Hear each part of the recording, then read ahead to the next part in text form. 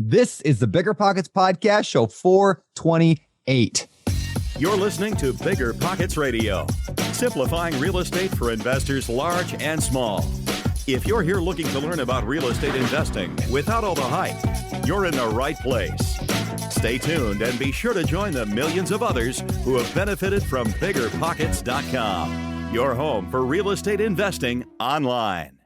What's going on, everyone? It's Brandon Turner, host of the BiggerPockets Podcast, and I got one thing to say to you, my co-host, Mr. David Green. Merry Christmas, buddy. Merry Christmas. Merry Christmas to you as well. How you been, Turner? You look like a slim fit young Santa Claus. Wow, thank you. That's actually what I've been going for. I've actually been watching a ton of The Grinch for the whole Christmas season here, the last 2.5 months. I've been watching the newer version of The Grinch, not the Jim Carrey one, the newer one, because Rosie loves it. And so I like to say I'm like the Grinch because he's fairly thin, but he's not all the way in shape, and he's got kind of a nasty looking beard, but it's okay, whatever. He loves green. And he loves you. I actually don't like green at all. Well, you got to pretend to when you're doing this podcast. Okay, I love green and I love Christmas. We got our tree up 2 months ago because we're like, this has been a rough year.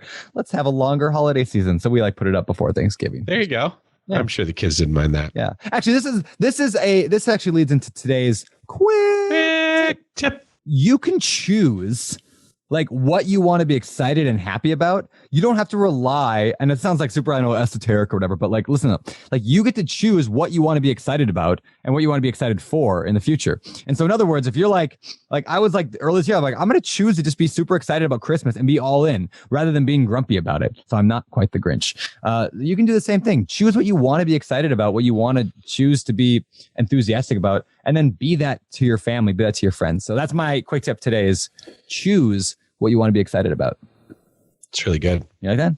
I just think people are always they feel like their emotions drive them, and they do, but they forget that we're actually in charge. You can define what emotions you want to have, and then you can kind of make yourself feel that way, which is cool.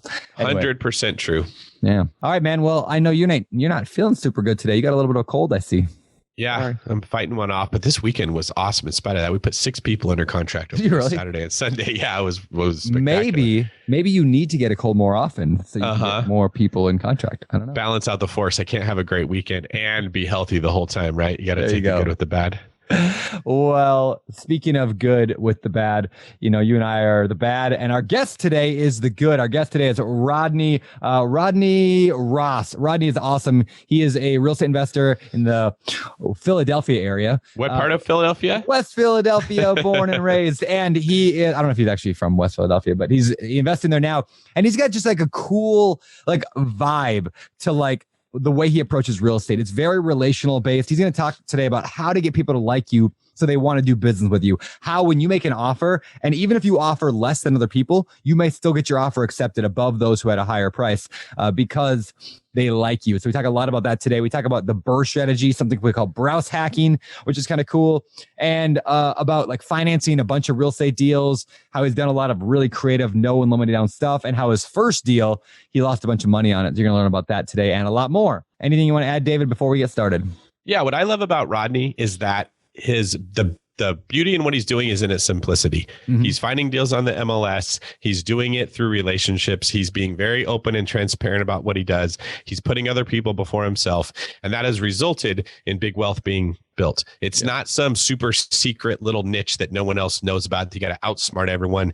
Just do the fundamentals better and you can be successful, which means that his strategy can be replicated by anybody. And he gives us some really good advice on how to do it. Well, with that said, let's get to the show. All right, Rodney, welcome to the BiggerPockets Podcast, man. Good to have you here. Thank you so much for having me. It's a dream come true. Yeah, good. I love making dreams come true. Let's talk about your real estate story.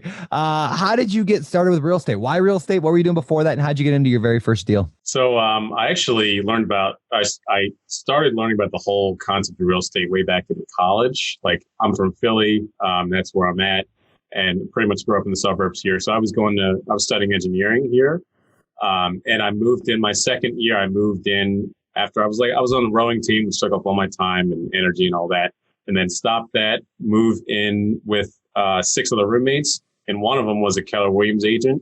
And mind you, he was in his 4th year And long story short, like it just blew me away that like I didn't know anything about business or real estate or anything. And just as an agent, he was making like more money than almost both my parents who were working full time.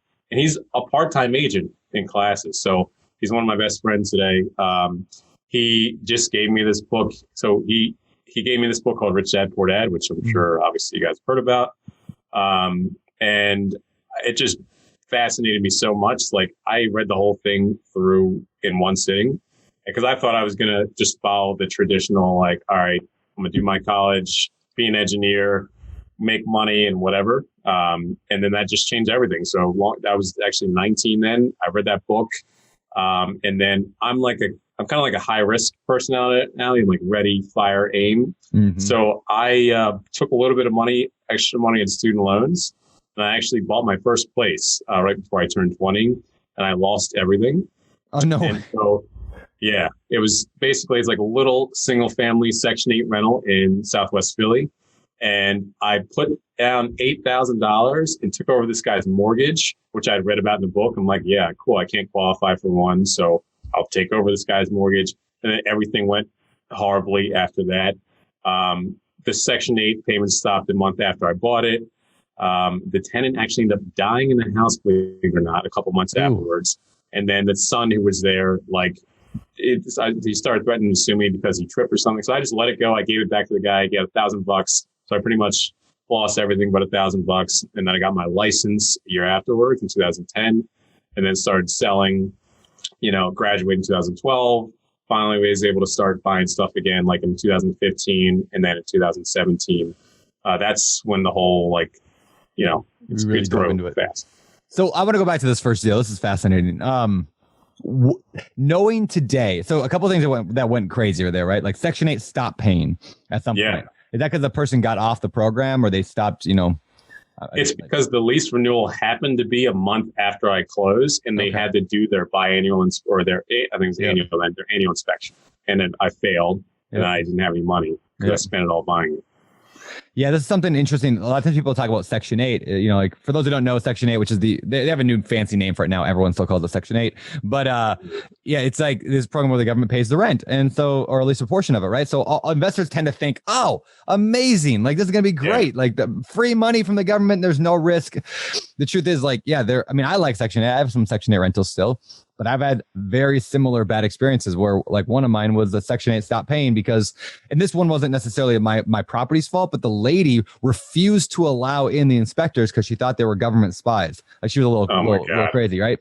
Well, if they can't inspect, they won't renew their voucher. And so we ended up having to evict her, and she ended up threatening us with our, saying she was going to shoot us. And it was messed up.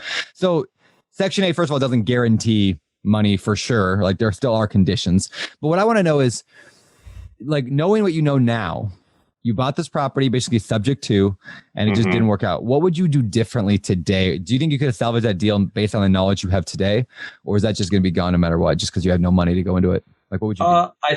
I think it was probably doomed from the beginning, unless the only way I could have made it work is to have had a little bit more money to start with, because I only had $10,000 in the world was everything on the planet. And I borrow a little money from the loans to get that much.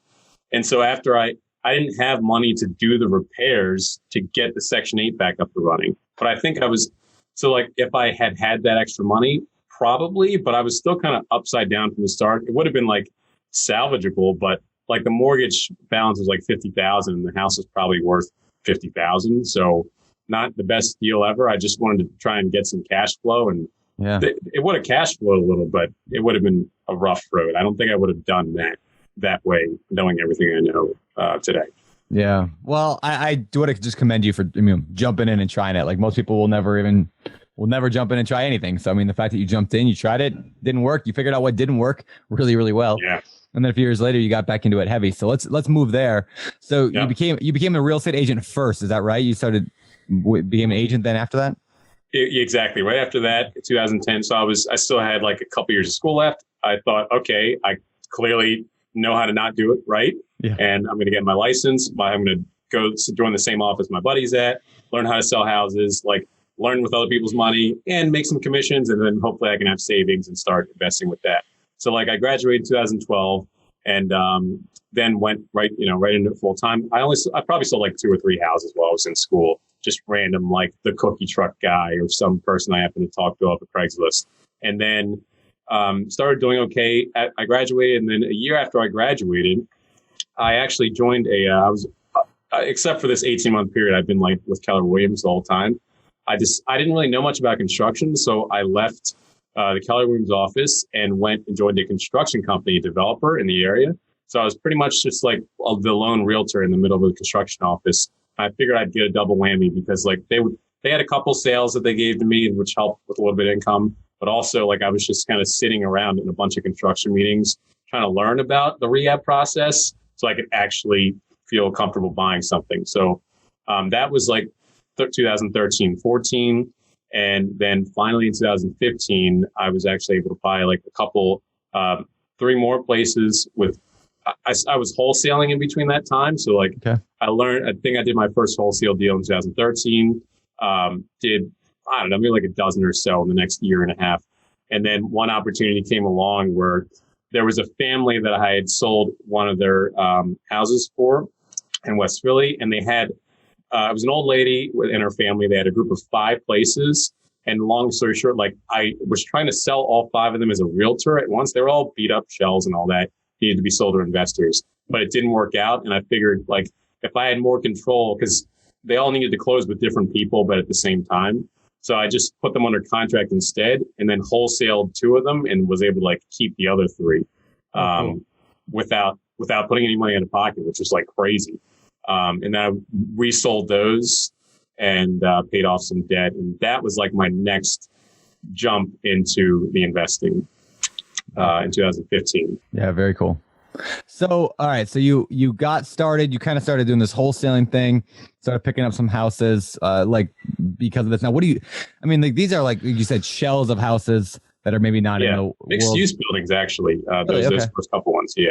And I know, I was honestly like you looking at Philadelphia this morning for rental property stuff. I'm just working through some projects for BP, and I was just digging into the data on Philadelphia, and there are a lot of really old properties there that are, some of them are shells. You still buy them, $20,000 in some areas, for some rough little properties. Like, is that what these were? Is it a little bit different? Pretty much. That's what it was. Like these 3, they just happened to be mixed use because the guy, like the other investor that I sold the other ones to didn't want them. So it was actually like an old seafood store and then some really, really beat up, almost falling down.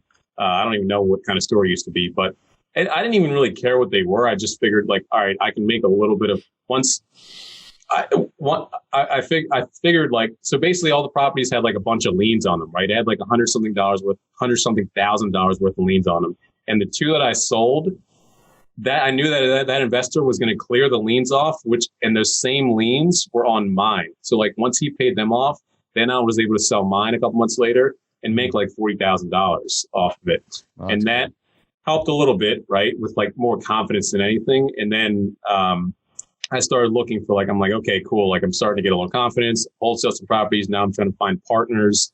And then it really like took off in 2017. The one partnership where we did the 36 houses redevelopment in West Philly. And also in that year, another partnership with my partner where we bought probably like 17, 18 places. We're just building up a steady. We've got almost 20 units right now, building up a steady like rental portfolio. But yeah, like to kind of answer your question, you can just find, Philly's pretty simple. Like most properties are like 14, 18 feet wide and 35 to 45 feet deep. And it's all kind of the same sort of box. And you can make a bi-level duplex with 2 bi-level units or a triplex with 3 single-floor units. And the cash flow is pretty good. Yeah, that's cool. So would you say most of these properties that you're buying, they require an extensive amount of rehab? Yeah, most of them are almost full guts. We probably only got like 2 that aren't. And now we're jumping into Camden. Like we just bought, the last one we just bought was already good to go, but it's all full guts. So is part of your team a contractor who's included in the equity of the deal, or are you just contracting that out?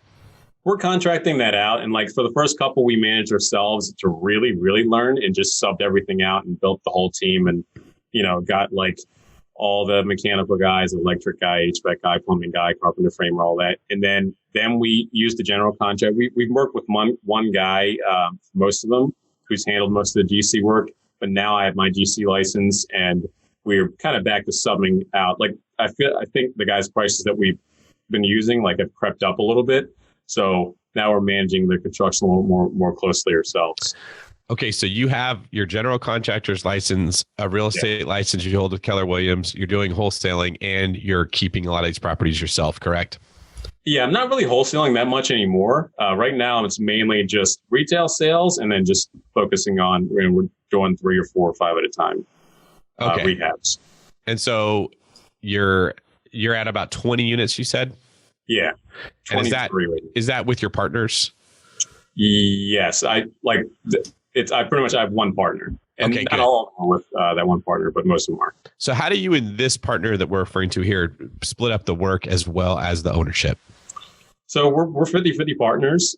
We split up. So I've managed the construction a little bit more closely, and cutting the checks and doing a lot of the communication. She's really good with the finishes, and there's certain things that I don't like to do. Like colors, I'm horrible with. Kitchen designs, that kind of more abstract stuff, terrible with. I love numbers. And I have more time than she does generally. And that's how our partnership kind of started. She had much more savings than I did. I had more time. And so that's how it's split. And that's one thing we're actually working on right now. We have to more closely define what our roles are, which is one of our resolutions, if you call it that. Beautiful. Okay. So that's what you're going to be doing moving forward. Now, It sounds like you've got a lot of things covered for once you find the deal. Tell us how you're actually finding these deals, what your strategy is to get them, lock them up, and then divvy up the responsibilities of who's going to do what. Yeah. So finding the deals for me, I don't have any magic systems. We actually don't really do a lot of marketing. It's almost everything we bought for now has been one-on-one conversations. I'm really good at one-on-one phone call or in person. So before this year, I've been going to networking events for 10 years. There's a couple big meetups that were here. By the way, this is how I met my one partner who we did the 36 houses with, but it's nothing complicated. I just ask certain questions. I think that my superpower is probably being able to build rapport with people and ask the right questions, and then get into a meaningful conversation really quickly. And as simple as it sounds, just doing that X amount of times every week, a deal's just come around once every so often. And a lot of stuff we buy is on the MLS too, by the way. Yeah, I was just going to ask, is it mostly off market or on market? It sounds like it's kind of a mix. It's a mix. It's a little more off market than on market, but if a lot of we probably bought 8 or 9 that are on the MLS and the rest off market, but it's the same, for stuff that's on market, it always comes up at it's the same thing every time. You see something, I'm thinking about a house that we flipped and sold a month or so ago. It was listed at 110,000. I knew it's worth 50 to 60, and call day one. Hey, my name's Rodney. I buy places in the area. We don't know each other yet, but I'm just letting you know, this is exactly what we buy. I'll pay you 55 for it. No, whatever. We're going to get more for it. Hang up, call them 2 weeks later. Same conversation. How you doing? Have you sold it? No. And then hang up. So and then that one evolved into a month in, they got another offer finally for 75 from a 2 or 3K buyer, which I knew that was probably going to fall through. It always does, because the buyer walks in and they think that it's going to need 30 grand and it needs really 100. Yep. So just it's a lot of waiting people out and just being really upfront, or really, I guess I come in with my real number usually right off the bat. And then if it doesn't work, I'm not changing anything. Hey, it's the same number I told you 2 months ago. We're serious. I can get this closed in a couple of weeks. I'm not joking around. But I know what I'm doing. I know what it's actually worth and what it's going to take to rehab. That is such a good point, and something that people should be writing down this note and then if you applied nothing, no change to your business, but that one thing is every time you make an offer, follow back up 2 weeks later and just keep doing that until the offer, the project is sold, or, somebody else buys it or you buy it. People would buy so many more deals just from that one little thing. So yeah. So when how do you track that stuff? Are you just remembering, I know you're not doing, dozens of deals a month here. So, do you have a CRM, or how do you track, I got to go follow up with this person in a couple of weeks? These days we keep it real simple. Like we use our KW system, KW command, and like it's got this little pipeline thing, and you just drag people from one step to the next. So like the warm leads, we've just got, I don't know, maybe like a couple dozen people there, and I just look through that once a week, and like, oh man, I feel like, so and so is probably ready for another phone call. The same thing with like wholesalers. There's just a couple wholesalers who I'll keep in touch with. And then every once in a while I'll get lucky and they'll bring me something. We have another one under contract right now where the guy brought me something right before he was about to list it. He wholesales and does retail sales. So I've just had lucky to have like some decent relationships with some of these guys and gals, and they bring stuff to us. And then we go after it immediately. So would you say, like, when you're talking off market stuff, are most of them, you talk about relationship based, which is awesome. Does that mean primarily you're talking with like wholesalers and they're the ones out there maybe doing the direct mail or doing the door knocking or, auctions or whatever, and then they get under contract and sell to you? Is that how this is? Or is it, okay. A lot of it. Yeah. And like sometimes it'll be sellers, but like, it's a lot of it's wholesalers and or realtors who do the occasional wholesale deal. And how do you find a good one? I mean, this is a common complaint in real estate is there's so many bad wholesalers out there. There's so many people who think they're wholesaling and really it's just daisy chaining like 10 different wholesalers and everyone upsells. And it's hard to find the good ones that are providing actual good deals. So how do you find a good one, a good wholesaler that's out there hunting deals for you? And then how do you build relationships and keep that rapport going? Because I agree, you seem awesome at building rapport. So how do you do that for somebody who's listening to this going, I don't even have any experience at all, I just want somebody to find deals for me? So I think that finding a good wholesaler, you don't really know. Well, I think I'm trying to think about the best way to answer this. Like when I say I ask the right questions and I get into conversation with people, that kind of knocks off, I think it checks all the boxes. Like, how do you find the right people and get in a relationship? Like, I think within a couple minutes of meeting someone or talking to them on the phone, I'll ask, like, if I'm talking to a wholesaler that I don't know, I like to just ask, like, hey, I see you sent out whatever. Like, I'm thinking about this one on Belmont Avenue that we looked at a couple of weeks ago. Like, you sent out this place for $75,000. You just need to know the right questions to ask. Like, hey, just want to make sure, like, you just got to ask the obvious. Like, is this your deal or do you have this under contract and you're JVing with somebody? Awesome. Like, did you guys already run title already? Or like, if we put something under if we come to an agreement, do you want me to run title? How many, like, do you typically do stuff in this area or are you all around the city? And by the time you just ask 4 or 5 questions like that, they get a sense that you know what you're talking about.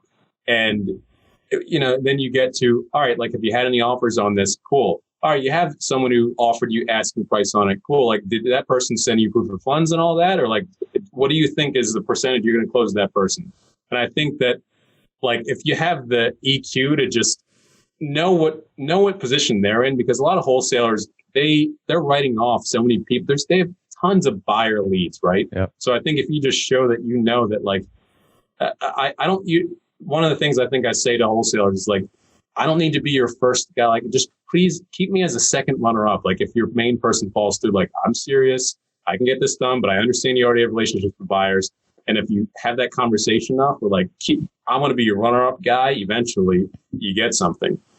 That's what's really, really helped us actually, like, get in a relationship with real people. It reminds me of, like, I mean, imagine this picture where there's 20 people in a room. There's 10 wholesalers out there looking for good deals out there and trying to, like, whatever. 10 people call themselves wholesalers. And then there's 10 real estate investors who want to buy from those wholesalers.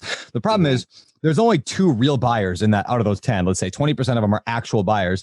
And out of those 10 wholesalers, there's only 2 actual wholesalers. So really, out of the 20 people, there's only 4 actually doing business. 2 and 2, let's just say. Yeah. I'm making the numbers up, right? So the problem is people who, like, first of all, people who are wanting to be buyers, like people listening to the show right now saying, I wish I had wholesalers to just bring me deals. First of all, are you one of the 2 out of 10 that can actually close? And the way you know that largely is because either you've done it before or you're asking those right questions. And then secondly, like, if on the wholesaling side, like, you've got to talk to a lot of them. And the wholesalers, you got to talk to a lot of investors and you got to ask a lot of questions. And eventually, if you're networking enough, the reason I bring up the 10 people and 10 people is it's a picture of, like, what you have to do to find the right people. This applies to contractors, applies to anything. There's just terrible people all over the place. But the more you mingle and talk to more and more people, the more you perfect your own skill, your own vocabulary, your own desires and wants and needs, what you need, and how you portray yourself. And then the more you meet these other people, the greater chance of getting that connection with the top guy over there, and you're the top guy over here. You work together, and boom, now you got magic, and now you can do 100 times more deals. But when people are like, well, I can't find any good wholesalers, I'm like, that's because you've only talked to a couple. And the chances are the couple, like their odds are 9 out of 10 or 8 out of 10 are going to be terrible, which means you got to talk to 20 or 30 or 40 different wholesalers to find the one or two that makes sense. Does that make sense to you? Is that how you operate your life? Yeah. And I agree. And I think like you said, there's no way around the numbers, whether it's wholesalers or sellers. Like I like to learn. I love to learn about people. Like I'm a super huge extrovert. And so just asking some of the basic, like, tell me a little bit more about your business. Like, are you guys like one of them, you're sending $10,000 in mailers a month and like you're selling 100 places a year? Or are you just kind of building up and like you're wholesaling things to make money to build your own rental portfolio? And I really actually like want to know the answer to that. And then asking some, like another really good question I think I'd like to ask is like, what kind of challenges are you having in your business right now? Like, I'll tell you what I'm going through. It's really hard for us to find good deals right now that actually make the numbers work, and wholesalers that are daisy chaining everything. Like, what is it looking like from your end? And then, another follow up to that is like, would it make it easier if, I think is a good lead off, like, all right, would it make it easier if I can just be that buyer that like never bothers you? And then when I see something, I'll send you my offer. Like I'll send the deposit to the title company directly, so you know I'm serious. Like, I think just having a good sequence of like, I just try and make it really easy for people to work with us and ask the right questions to like, and then, I mean, whether it's a seller or a wholesaler, I'm telling you, like it's the same thing almost every time. And like, that's how we put our last place under contract that we're closing on. We have a residential house on this block that we did development. And I was talking to the seller, and how we got under contract was someone on the block who I'd spoken with before. Her husband actually just happened to pass away. She knew this person. She gave me my phone number, whatever. They called me. And I said, like, well, I met with them and said, hey, look, since I'm a realtor, I have to always disclose, like, before we talk about us buying your place, I'm going to let you know, you could probably list it for like 170, 180 and get an offer. But it doesn't sound like you may want to do that. Like, is it easier for you if I make an offer that may be a little bit less, but we're going to be at a closing table in 30 days? Or would you rather go through the whole market process? And they decided, oh, no, I actually like you and I think you're going to close. And so let's go. They 145. I don't need that extra whatever, maybe. Yeah. That's a really good point. And I like the integrity behind that too. I mean, like wholesalers get a bad name, and sometimes rightfully so, for like, like robbing grandma of her property and whatever. And I like to say like the best wholesalers I know, they're not robbing anybody of any properties. Like they're like, right. Hey, this is a legitimate service. You could probably get more. And the seller knows that. And so you're like, hey, I could list this for you. We could go through the hassle. You might want to fix some stuff up. You might, there's a thing there, or I get you a little bit less, but it's, we're done. And it's simple. And a lot of people choose that because money is not always the number one primary motivator for people. I 100% agree. And just being like genuine and like, I like to tell like it is. Like, even if you don't have like the first couple deals way back when I did, like I didn't have any money at all to close in anything. The first wholesale deal I did in South Philly, I went and hung up bandit signs a couple times at like 4 a.m. on a Saturday so they wouldn't get torn down. And the first place I put under contract was for $18,000. I made an offer for $18,000. A little house probably worth like 30, I thought.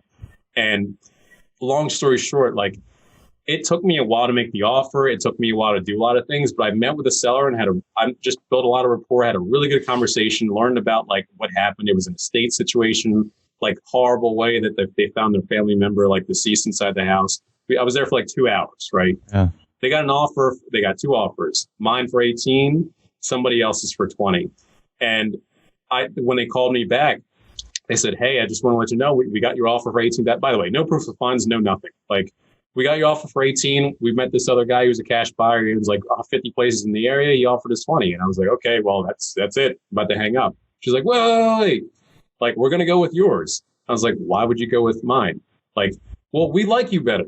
I was like, what are you talking about? Like, I was like 22. I'm like, I don't have any money. Like, it's going to take me probably like 2 months to close. Oh yeah, that's fine. Like, just let us know. We'll come back up from, they lived in Delaware. We'll come up from Delaware.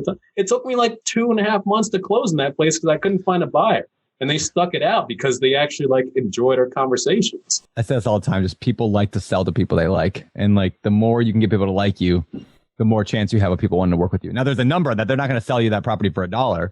You know, they're not going to give you 20, but there's a discount that everyone offers called the likability discount. And everybody, no matter how grumpy they are, even like, you know, Scrooge McDuck or whatever would offer like a little, you know, or man, not Scrooge McDuck, Scrooge from, you know, whatever.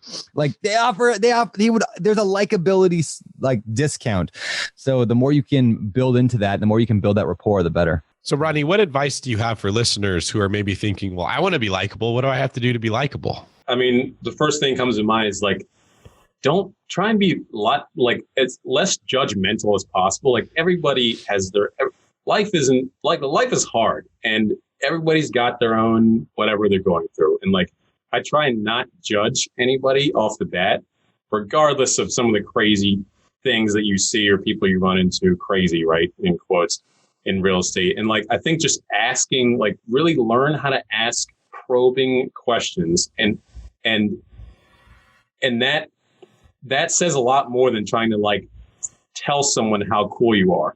Like I don't ever get asked for like proof of funds or bank statements or all that, just really because I ask a lot of probing questions and people get the sense that like, cool, like I think this guy knows what he's doing. And I actually want to learn about people. So I don't know if that's just like genetic, whatever, but ask probing questions and like the ones we talked about, like just what's going on in your life? Like, I'm hearing that I think this is a way that I can help you. Like, do you think this is a way that I can help you? And just trying to take people through that conversation, whatever script it is, whatever system you want to come up with. Once you figure out the whole, like, this is how I'm going to get leads and this is how I'm going to follow up with people, just asking the probing questions, like, does wonders. As opposed to looking at that person like they're a transaction and how quickly can I get to the point where I can figure out, can I make money from them? Start with them as a person, what situations they're dealing with, what obstacles maybe they're dealing with, and then say, okay, now that I know their background, here are some methods that I think can work with what you're specifically struggling with and the goal that I have to buy this property. Yeah. And then you can, also share really genuinely, like, what you're trying to do. Like, it's not wrong to try and make money off of, like, I wholesaled that place, that first place for $29,000. We made $11,000 in settlement. And like, there was an attorney representing the sellers at settlement. And I was like, and the attorney that was my first time. So I was like, is he going to feel some sort of way that like we're walking with a check and it's on the HUD and they can see it? But he shook my hand after. He was like, congratulations. You were able to like put a deal together and make some money, and great. And guess who brought me my next wholesale deal? That attorney. So like, I think just being open with it, and once you're okay with it and you just treat people like they want to be treated and just with respect and learn about them. Well, this is how I have stories for days. This is how I put together that big development too. Well, you said something there that I don't want to gloss over because it was so good. And you said, well, maybe it's, genetics or something, but I just actually care about these people's stories. And like that, like, in other words, like, shocking, you genuinely care about people, and people can read into that. People know when people genuinely care or when they're being, a transaction. And so like, anybody listening to this, just, genuinely care. Like, we're not saying like pretend to care and do a better job acting, but like genuinely care, like be in the moment, be present when you're having conversations with motivated sellers or attorneys or wholesalers or mentors, and stop thinking what's in it for me? How do I get more out of this? But just genuinely say, hey, I'm really interested in this person and I want to know what's going on in their life.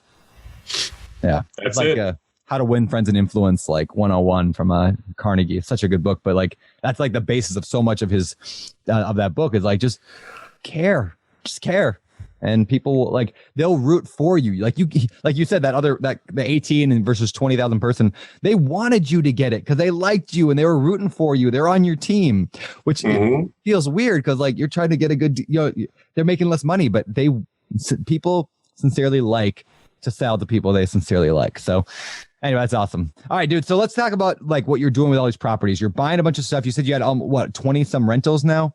Yeah, 23 units up to that, including the ones that are in construction. Yeah. And that's a lot. I mean, that's awesome. So how are you financing all of these properties? And like, are you flipping some? Is that how you're paying for it? Are you burying them? What's your strategy? So most of it, like 90% of them, we're doing the burst strategy. It's all the same. We're buying stuff for like 30 to 70 and putting either like 50 to up to probably the biggest one's like 180 since it was a triplex. And then we have the value, we're in it for right around the 70% mark, and then we're able to refinance and get most of the money back. We've sold a few of them, especially this year. Like in March, we were like, all right, let's cash out a couple of them. And we want to move up to larger stuff too. So we're also thinking about selling some of the duplex and triplexes we have. But it's basically the burst strategy for all of it and selling some when we need to like get more cash back in our pockets. That's cool. And are you finding like local banks are able to help you refinance? Like, this is the whole like can't have more than 4 or 10 loans to your name. But are you running into that problem, or how are you getting around that kind of stuff? So we're not. We have all of ours are in LLC except for like one that I have that's in my personal name. But there's one local credit union that's been like a great asset to us. We've found a lot of options, like most local lenders, whether they're like banks or what do you call it? I don't know, if like larger institutions, they're usually lending around like 70-75% LTV. The rates are like 5-6, amortized over 25-30 years, but you got to pay it off in like 15. Yeah. This one bank that we've found, it's amortized over 20 years. You paid off in 15, but they get 80% of the value. And the rate's only like, we just refied the 6 the other week, and it's like 4.25. Yeah. So really low. So we're trying to lock in as much of these rates, as much of these low rates as we can right now before, I don't know what's going to happen next year or the year after. But the refi has been the easy part, luckily. Like we built a good relationship, and they've gotten this, and we've been hitting our values too. Like this, we've been focusing mostly on West Philly. So like I decided to just specialize in this one area, and rents are going up in that area, values are going up in that area. We're doing all right. That's cool. Does anybody else have the problem where every time somebody says West Philadelphia, they immediately think born and raised on a playground is where I spend most of my days? Anybody else every single time? Anyway, all right. So you're buying these properties, you're burying them. I love the tip about the local community bank. Like, yeah, you're not getting a 30-year mortgage necessarily. You're paying it off way faster, which is great for long-term wealth building. Maybe a little less cash flow. Maybe the return is not as low. I mean, sorry, the interest rate isn't as low as you'd get from maybe like a Wells Fargo or US Bank, but it's so much easier. Like, who cares right now? You're building wealth, you're building passive income and cash flow and building these things up, and you're building a portfolio, which is awesome. And so you do what you got to do. I think so many people get stuck with these, like, this is the rule of real estate is I have to go to a big bank and put down 30% and get this on like there's so much flexibility. And you don't know that until you jump in and start doing stuff and asking questions and talk with other investors and getting to know it. So I'm curious, before we move on to like the deal deep dive, this is a question I want to ask more often on the show, but I never do. But I'm going to ask you, how has mentorship played a role in your upbringing of being a real estate investor? And maybe it has, maybe it hasn't. Like, and what I mean by that is, are there people that you like, they were your mentors getting this, or did you just kind of figure things out along the way? I guess, what role has mentorship played? I don't think I've really necessarily had I don't know if you call a coach and a mentor the same thing. Like, do you, or sort of? Yeah, you could. I mean, I've heard people call them the same. I've heard people call them differently, but yeah. I've had sort of mentoring, like I've had both coaching and mentoring. I've had a business coach for the majority of since late 2013, through KW, who's really helped. And he invests in real estate too. So he's helping the sales end and like pulling me back to reality with investing, because I'm kind of crazy and I'm like, let's go do this. He's like, no. So like that's really helped. But mentoring wise, like there's just been a couple people who have really helped. First, joining the development firm in 2013, like that was a really close, there was only like 5 of us. And so just, I could ask all the questions in the world that I wanted to about the guys I was working with who were doing all this construction. It's like that really helped on the construction end.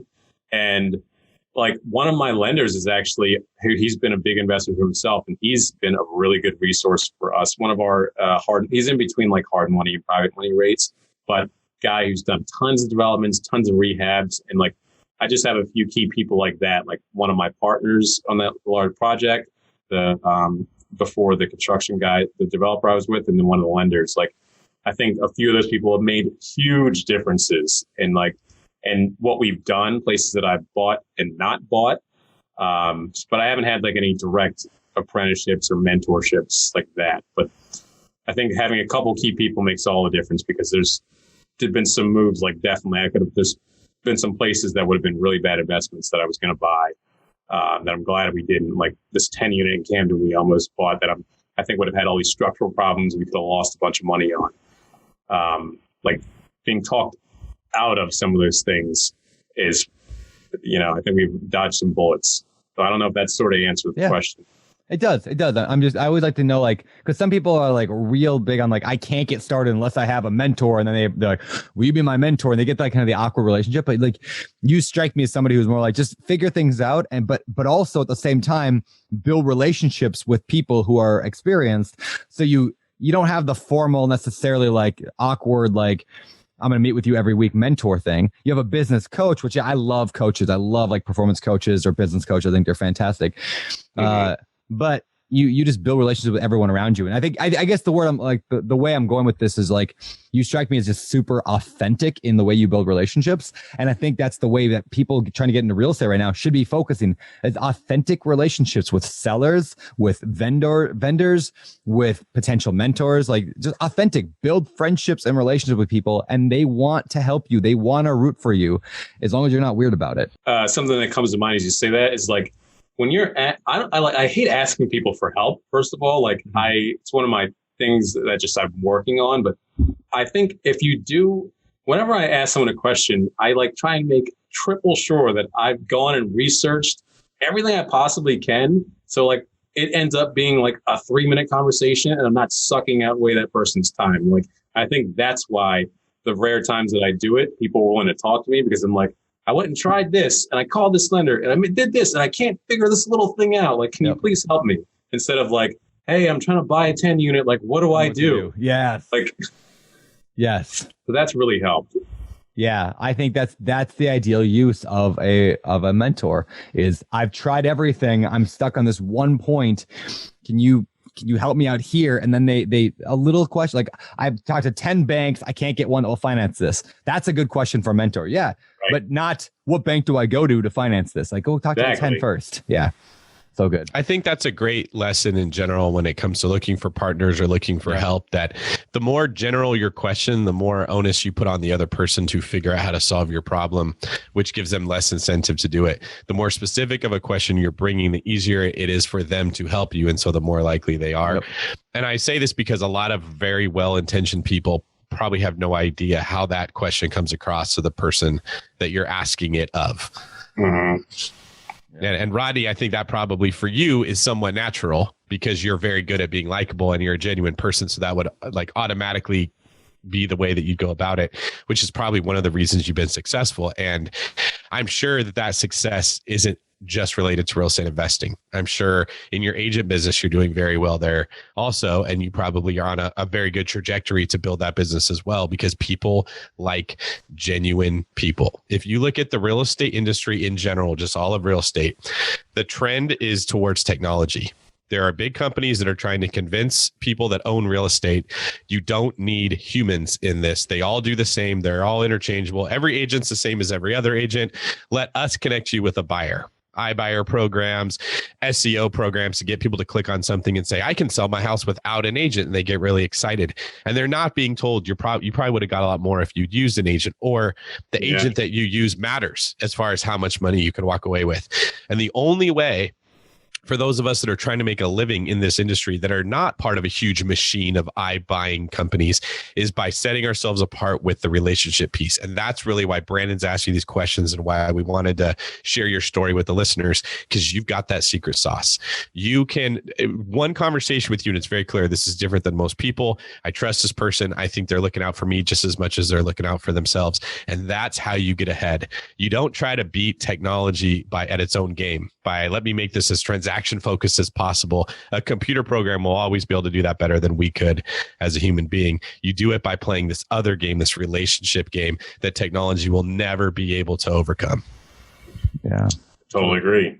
Like it's an intangible thing that kind of sounds airy fairy talk about sometimes, but like and by the way, like one of the challenges I'm going through right now is like my agent business is doing okay, but like I feel like I've been self-sabotaging because I'm actually like getting bored in a way of like I really want to step up on and do larger investing stuff. So I've been talking with my coach. I'm like, I'm ignoring all my clients. Like so we're trying to figure that out.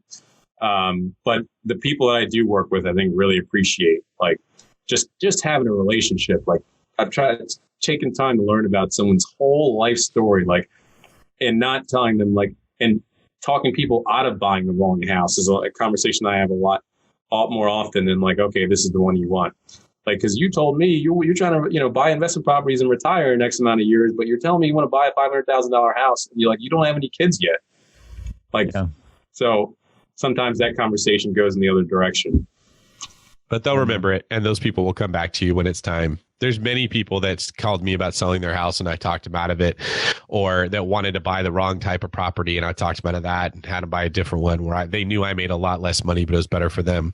And it always comes back tenfold with referrals that get sent your way or them bringing other people to you. I mean, one really good investment deal can be 5 to 10 transactions in a normal thing. So that's always the struggle though, is there's a tempting side that wants to say, well, I could get this right now.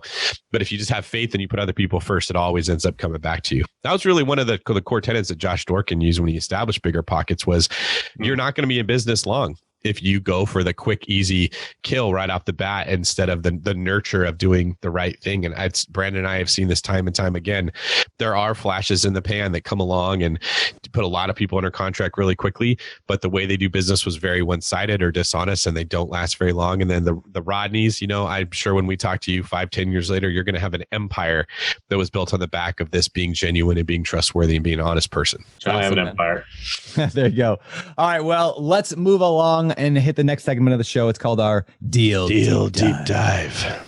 This is the part of the show where we dive deep into one particular deal that you've done. Rodney, do you have something we can dig into? I do. A simple, straightforward one, actually. All right, perfect. So I'm going to ask you, we're going to ask you a series of 8 questions about it. First, well, technically 9, because the first one I always ask 2 questions. What kind of property is it and where's it located? That's the first question. It's a duplex that's being turned into a triplex in Cobbs Creek, West Philly. All right. And how did you find this deal? On the MLS. All right. What do you, there's a side question of the Deal Deep Dive, but what do you look for when you're looking on the MLS in a competitive market like Philly? Like for this one particularly, I look for areas that I'm pretty confident that you can see a couple things going on with the area that are going to be worth more in the next couple of years. And this is the perfect example of it because I bought it like a little more than 2 years ago.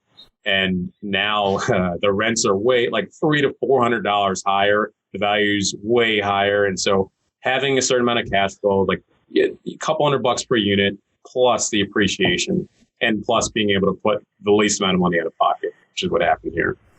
All right. So MLS, very cool. And how much did you pay for this property? It was $132 with the $7,000 assist. Wait, 132 with a set. So they gave you $7,000 for closing costs? Is that yeah, and mind you, it was actually listed only for like 110 or 115. So I overpaid for it because I saw that I thought it was worth something. And how did you negotiate all that? Like, what'd your negotiations look like? Obviously, that played into it, offering more. I called the agent like day one when it was listed. I had this really short window that I was financeable for like a couple months to the end of the year. So I really wanted this. Called the agent, set up a showing. Felt out whether I thought I needed to have them represent me or not. And they actually seemed to be, it was okay if I represented myself. And then I just said like, hey, look, like what's your highest offer right now? And tell me what I need to do to beat it. That was really what it was. And then that number happened to match. Oh, our highest offer is 122, whatever. Cool. I'm going to offer net 125. But I'm going with FHA. But here's the reasons why I think I'm going to close, because I'm Rodney Ross and blah, blah, blah, blah. And I've got a great lender and here's his phone number. And so built a lot of rapport with that agent, really nice lady. And that's the only reason I got it, because there was like 6 other offers. Awesome. Right on. So you already told us you funded it with an FHA loan. Any additional financing? It was actually FHA 203K loan. Okay. So did $20-something thousand worth of rehab. now I'm putting another 45, 50 out of pocket, adding a unit and going to refinance again. Oh, so it's like a Burr house hack. It's a browse hack. Sounds like maybe. Exactly. Okay. All right. So by the way, 203K loan. Can you explain what that is? Because I love the FHA 203K loan. Explain how that works for those who might not know. Yeah. So a 203K loan is standard FHA loan. You can put as little as 3.5% down, and a 203K loan is the same, and you're allowed to do rehab work. I did the streamline one, which is like if you do less than 35,000, they don't need to have their whole HUD consultant go out and do their whole, this is what I think the rehab is going to cost. You just submit a budget. Boom. Like, here's your contractor. Here's what contractor you want to use. Here's how much it's going to cost. And then they let you just go at it. And it takes a little bit longer to close. You're probably looking at 45, 60 days, but it's a really good product if you know what you're doing and can like have a contractor who doesn't need a ton of money up front because they have to front a little more money than normal. Yeah, what's cool is you don't have to come out of pocket with all the repairs needed. Like that gets financed in. It's just 3.5% of the total, which is super cool for those who want to do kind of a browse hack. We'll call it like the buy rehab. It's like you don't have to refinance because you get the rehab built. So it's like the buy rehab, rent it out and live in it because you got to live in it at least for a year, right? And then instead of refinance, you just like it just transitions to a long-term loan basically because it's already from the beginning. Anyway, and then there's not a lot to refinance out if you use an FHA loan because you only put 3.5% down. So there's not a ton that you need to get back out of it, especially because the rehab was included in the loan too. So you accomplish the same thing as a Burr. Unless you add another unit like Rodney doing, which is super cool. Like you went from a duplex, you added a whole other unit. You're covering that out of pocket now to make the value go way higher. So then you can refinance, right? Exactly. That's so cool. And like what David said, like I use my commission, the 3% commission as my down payment. So I actually came out of pocket like $500 at closing because the last security covered the other 0.5% down payment, and my seller's assist covered the closing costs. So it was literally like $500 out of pocket, and both the units were already rented at like $825 and $850. And I had every intention to move in there, but within the first 60 days for FHA guidelines, but it actually just ended up being a straight duplex investment. I didn't live there. Well, I was going to say, the FHA guideline is you need to have the intention to move in. Your plan has to be move in there. Now, if something changes in your life and you end up not moving in because of that, they don't come at you with, guns and jail time, but you do have to be able to say you have to genuinely have a plan. Like your intentions are to move into the place. So just something that's what you're talking about there, right? Mm-hmm. Yep. Yeah. I just there was an old lady in the first floor unit who didn't move out. So, he's like, well, I could evict her or just leave it. Right. It was, I don't even want to talk about that. That was end up being weird. But, so for this third unit, did you have to get it permitted to add it? How did that work? Yeah. So this one is on a block where luckily it's the places are all set really back far from the street, and the first floor is raised a good 6 steps off the ground. So all the basements have tall ceilings, and all you have to do is add an entrance, and it's 3 steps down. And it's a really deep 2-bedroom unit, probably 1,000 square feet. So that's how we're just going through the process. We dug the entrance, got the permit, and I love basements so much. I wish we had more of them in California. They're the best thing ever when it comes to real estate if there's a decent rental demand. And that's one of the benefits, I guess, of living near tornadoes and stuff. So wait, there aren't basements at all really in California. Right? Hardly ever do we have those. Yeah. Oh. Yes. I can't even imagine that. It's very rare when you come across that. Very old properties, and only in certain cities do they even have properties that were built with basement foundations. So that's something that as an agent, when I'm looking at stuff, if I see anything that says basement, I immediately key in on that. And how big is it? How tall is it? It's so easy to convert those and relatively inexpensive compared to building a whole new ADU. Side note, we do have legislation that passed in California that makes it so that the government can't stop you from building ADUs on your property. The problem is there's no easy financing in place for those. So it's going to cost $80,000 to $120,000 to build this entire new structure, which could have been the down payment on a whole property. So it's not very financially advantageous to do that. Question for you, David, on that, because this is something I've been thinking about lately here in Hawaii for the same reason as you got in California. It sounds like a business opportunity for me somewhere. And here's where I'm going with it. If you spend $100,000, let's say, building out an ADU, I don't know if that's reasonable in California, but let's say you spend $100,000 building a 2-bedroom little shack on your property. What does that rent for there in your area? Somewhere between $1,500 and $3,000. All right. So we're looking at probably like a 1.5% to 2% rule basic on this thing. It's going to cash flow like an ATM machine. It's going to be really, like, it's a good investment to do. Most people won't think that way, A, or don't have the money to do that, B, right? So what if there was a company, I'm just making this up, like, but I've been thinking about this. What if there was a company who would go into people's properties, fund the entire building of the ADU, manage the property that gets rented out, and just take a sizable, percentage? Like, I'll take 50% of the rent for the next 10 years or 20 years. So they get paid back their whole amount plus some. Is that like, anybody ever heard of that? Anybody doing that? Because I feel like there's an opportunity there somewhere. There's like a business model that could work really well. Nothing. I think it would work. I think that, especially with as much money as floating around. But I don't haven't heard of it. It's kind of like doing it, but it's cool. That would be a really. Yeah, if anybody knows of anybody doing that, let us know in the show notes. Mm-hmm. I'm super curious. I think in Hawaii, that probably adds more value to your property than it does in California, because everybody wants that Ohana unit in Hawaii. Yeah. So you can then refi the money that you spent out. You like basically burr your Hawaiian property and get it back out. California having one of those doesn't really add a ton of value because not as many people have caught on to, I want to rent out part of my property. Of course, BiggerPockets listeners want that, but your average home buyer isn't looking to be a landlord. Yeah. Anyway, though, I've digressed a little bit here. Thank you for letting me get back on track. All right, Rodney, we know that this became a BRRRR house hack. You're adding an additional unit. That's not completed, correct? Not completed, not yet. Almost. Okay. So what lessons have you learned from this deal so far? The main lesson, it had challenges with my one Section 8 tenants. So how to work through, it's just difficult with, especially this year. I had a challenge earlier this year when only eviction rules happened and all that. Just ended up being a weird situation with that tenant. But mainly, I think the main thing was believing in. It was the only place I think I paid over asking like that, especially with financing.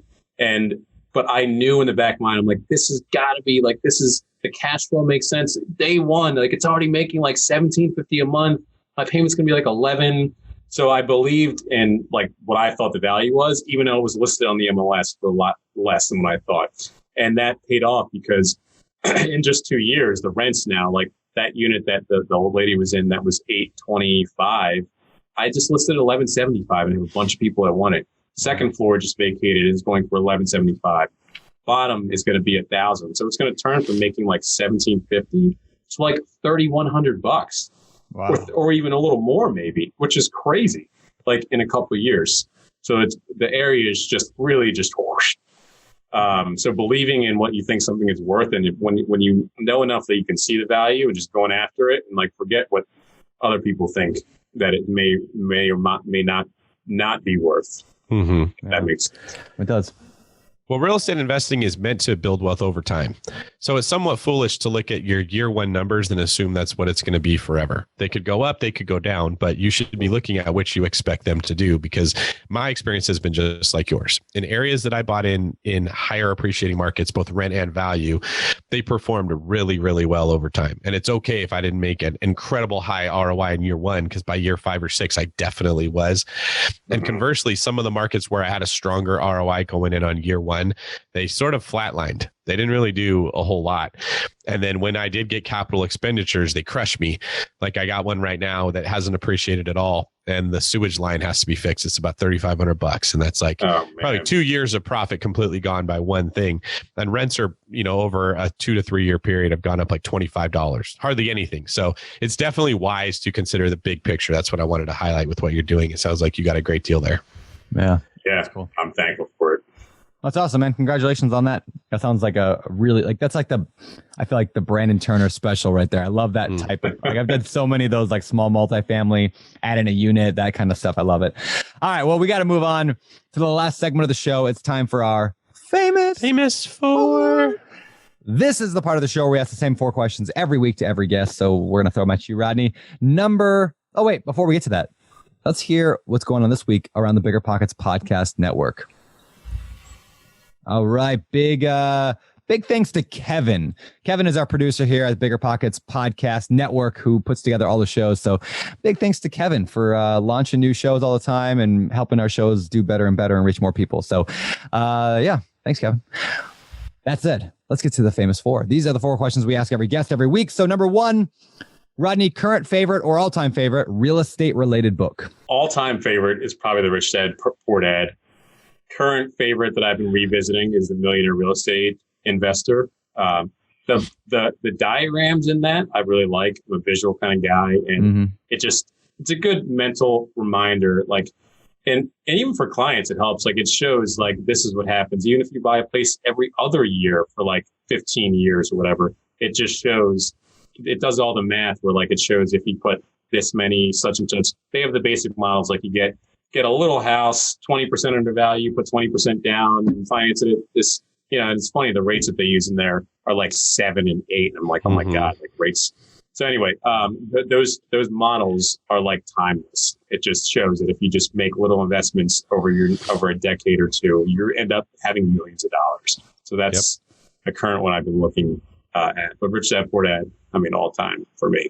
Cool. Awesome. That's a great shout out. What about your favorite business book? I think my favorite business book, which really just like whacked me in the face last month, which I actually think you guys mentioned on another episode, The E-Myth. I got the audiobook. Yeah. I was like, oh my God, I'm going through this, breaking down the 3 roles and the technician, not entrepreneur. I'm like, wow, I'm going through this burnout thing right now where like I'm operating and all that. And it's different skill sets to run a business than to be a really good agent or investor or whatever. So we're readjusting now. And it just like, it hurt a little bit to read that, but I think I'm stepping way back out of my comfort zone again, trying to make our business look more like a business and not just based off of like my energy all the time. Yeah, I love that book. Love it. You're a very smart guy, Rodney, in case no one's ever told you. I'm just trying to learn from... I've listened to so many podcasts. Like I've been a long time listener. I think I started listening to BiggerPockets like, I don't know, 5. How long have you been around? We've been like 8. We've been around for almost 8 years now, I think, right? Yeah. It's been a while. So I've learned a lot of tips from both of you guys. Just trying to pick off a little here and there. I like how you gave us credit for your own intelligence. That's a very classy move there. And smart, proving my point even more. Okay. When you're not flattering the host of the podcast you're being interviewed on, what are some of your hobbies? I love working out, like the bike, like the lift. I like to speak French. My big goal this year was to try and like go back to France for like a month or 2. Didn't happen. I literally am now, I don't even think you can go right now because they just shut out again. But working out, speaking French, and just playing guitar. So that helps my mind, like, because my mind goes 1,000 miles an hour thinking about this all the time. And big goals right now are like just take time off, get over to Europe, and for a couple months at least, get in a happy place. That's fantastic, man. Well, my final question of the day, and the last of the famous 4: what separates successful real estate investors from all those who give up, fail, or never get started? So I'd forgotten that you asked that. I think, as cliche as it sounds, like just sticking with it, not getting out of the game. Like, this is as simple as a business it is. It's not easy. And like the hardest part about this right now, like a couple of years ago when we were just building up, like I feel like figuring out the rehab and like the numbers, and I hadn't done any of that yet, but now it's like managing my own emotions and like, and not getting to the point. I've kind of, my coach was telling me, he's like, look, you've been doing this for like the past year again, like you're really good for a couple months and then burn the heck out and get anxious as heck and not be able to sleep. And then you have to chill out and then you don't have any business and then it happens again. So just managing, like learning how to, first of all, staying in the game and then just learn how to manage your own emotions and like just be more self-aware. That's my biggest thing right now. Like I'm taking a step back. I'm not really out looking to buy something hardcore right now. I'm trying to like get my head together to get ready for the next step, which is buying bigger things, not houses. All right, man. Love it. Well, with that said, David Green. For those who want to learn more about your story, tell us where people can find out more about you. Sure. So we're a lot heavier on social media these days. Philly Real Estate Boss on Instagram. I have LinkedIn. Our new website, which is almost done, will be done in a week or two, limitlessre.com. And so Instagram, LinkedIn, Facebook, mainly the Instagram, I think, is where we're posting most often. Just started TikTok, which is also Philly Real Estate Boss. But, so I think there'll be more fun stuff up on there in the near future. Those are the main channels. Very cool. Well, with that said, I think it's time to get out of here. David Green, you want to close down shop? I appreciate you, Rodney. It's been a great show. And David, thank you so much. Appreciate both of you. Thanks, Rodney. It was awesome talking to you, and thanks for sharing your knowledge. I think it's going to do a lot of people a lot of good. This is David Green for Brandon, the Browse Hacker Turner, signing off. You're listening to Bigger Pockets Radio, simplifying real estate for investors large and small. If you're here looking to learn about real estate investing without all the hype, you're in the right place. Stay tuned and be sure to join the millions of others who have benefited from BiggerPockets.com, your home for real estate investing online.